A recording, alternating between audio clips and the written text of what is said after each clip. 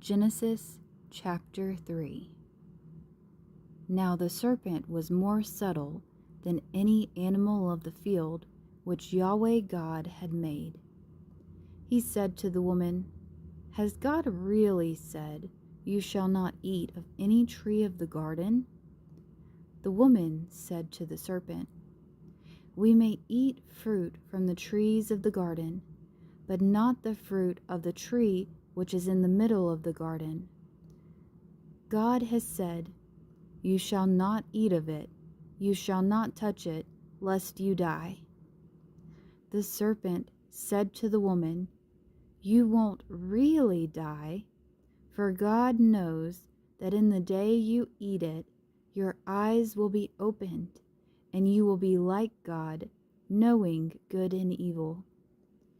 When the woman saw that the tree was good for food, and that it was a delight to the eyes, and that the tree was to be desired to make one wise, she took some of its fruit and ate. Then she gave some to her husband with her, and he ate too. Their eyes were opened, and they both knew that they were naked. They sewed fig leaves together and made coverings for themselves. They heard Yahweh God's voice walking in the garden in the cool of the day, and the man and his wife hid themselves from the presence of Yahweh God among the trees of the garden. Yahweh God called to the man and said to him, "Where are you?" The man said, "I heard your voice in the garden, and I was afraid, because I was naked, so I hid myself." God said, "Who told you that you were naked? Have you eaten from the tree that I commanded you not to eat from?"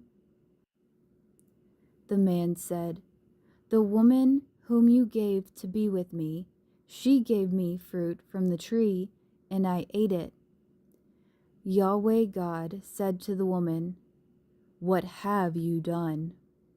The woman said, "The serpent deceived me, and I ate." Yahweh God said to the serpent, "Because you have done this, you are cursed above all livestock, and above every animal of the field. You shall go on your belly, and you shall eat dust all the days of your life. I will put hostility between you and the woman, and between your offspring and her offspring. He will bruise your head, and you will bruise his heel." To the woman he said, "I will greatly multiply your pain in childbirth. You will bear children in pain. Your desire will be for your husband, and he will rule over you." To Adam he said, "Because you have listened to your wife's voice and have eaten from the tree about which I commanded you, saying, 'You shall not eat of it,' the ground is cursed for your sake. You will eat from it with much labor all the days of your life. It will yield thorns and thistles to you, and you will eat the herb of the field. You will eat bread by the sweat of your face until you return to the ground, for you are taken out of it. For you are dust, and you shall return to dust." The man called his wife Eve, because she would be the mother of all the living. Yahweh God made garments of animal skins for Adam and for his wife, and clothed them.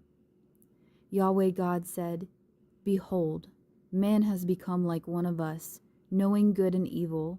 Now, lest he reach out his hand and also take of the tree of life, and eat, and live forever." Therefore Yahweh God sent him out from the Garden of Eden to till the ground from which he was taken. So he drove out the man, and he placed cherubim at the east of the Garden of Eden, and a flaming sword, which turned every way to guard the way to the tree of life.